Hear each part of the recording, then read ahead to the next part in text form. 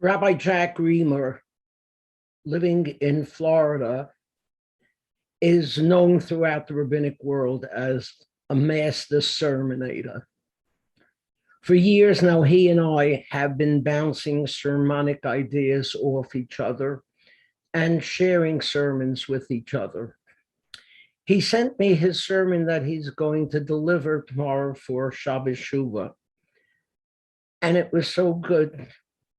Now I decided to share it with you. Rabbi Reamer points out that there were two events this year that relate to Shabbos Shuvah.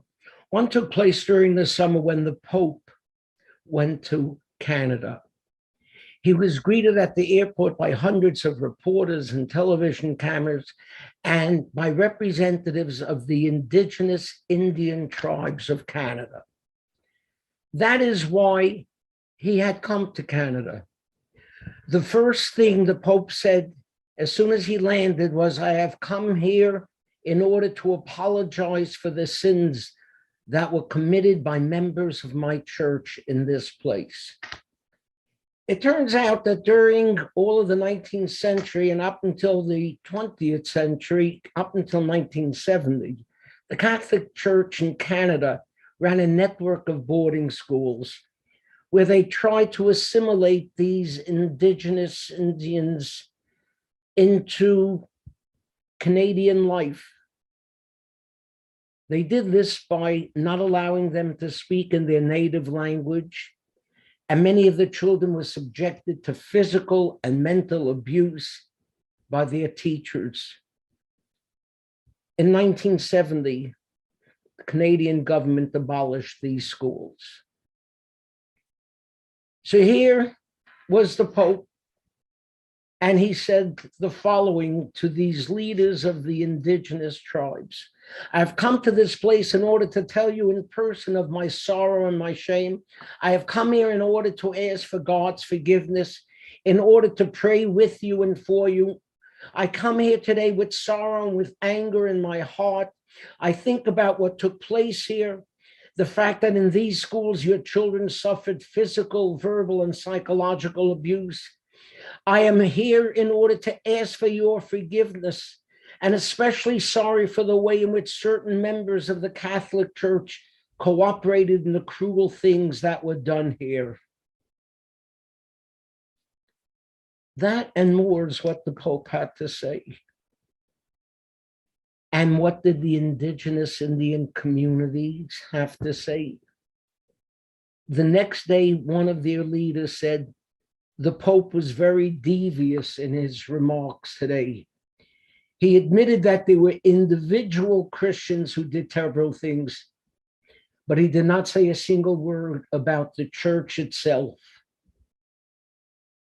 And another Indian leader said, "I believe that this trip and these words are just a cover-up. They sounded lovely, but did you notice he never spoke about the physical and sexual abuse that took place here?" Now, how would you have reacted? There's no way to know, because no one can predict how he will feel until he's in that situation. But Rabbi Reamer points out that Maimonides had something to say on this subject. Maimonides says that if you sin, you have to apologize to the one who you have hurt. And then he says it doesn't matter whether you did it on purpose, whether you did it by mistake. It doesn't matter if it was long ago or this week. If you've hurt someone, whether by word or deed, you have to apologize. And if you don't, Maimonides said, you're wasting your time coming to shul on Yom Kippur. Did the Pope do that in his apology to the Indian people of Canada? I'm not God, and I can't see into the hearts of other people.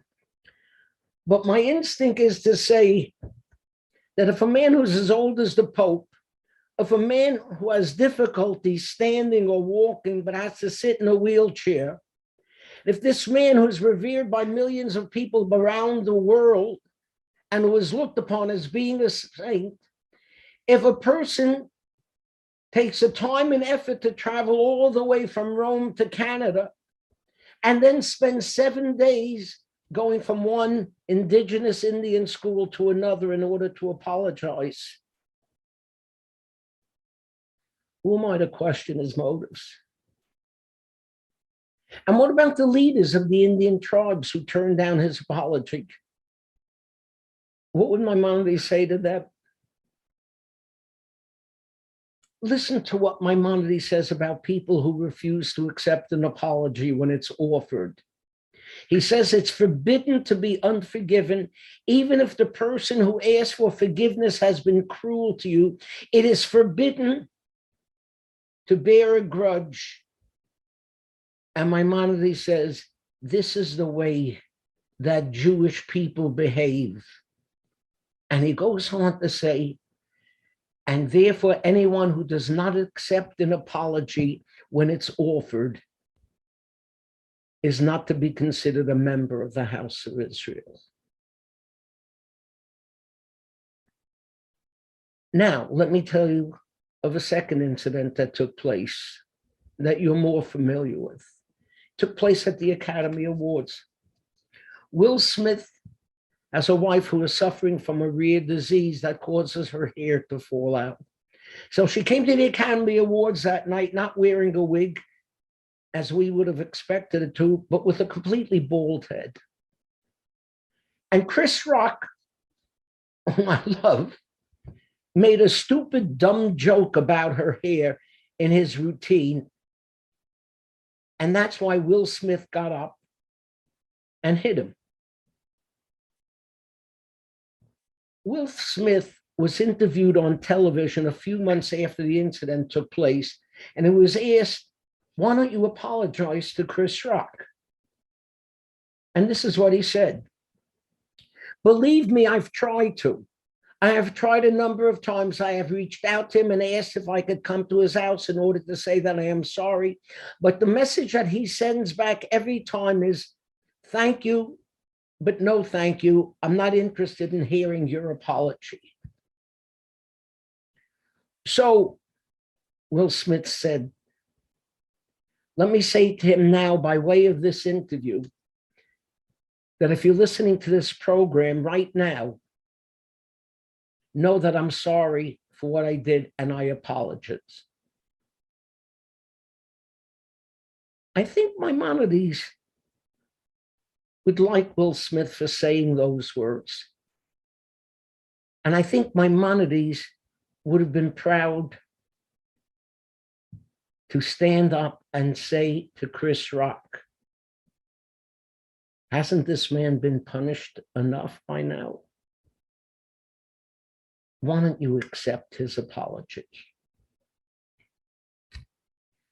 And now, I say to all of you, if there's anyone who has hurt you in the past year, I urge you to have the courage that it takes to say to that person, I'm sorry, I apologize for what I did to you.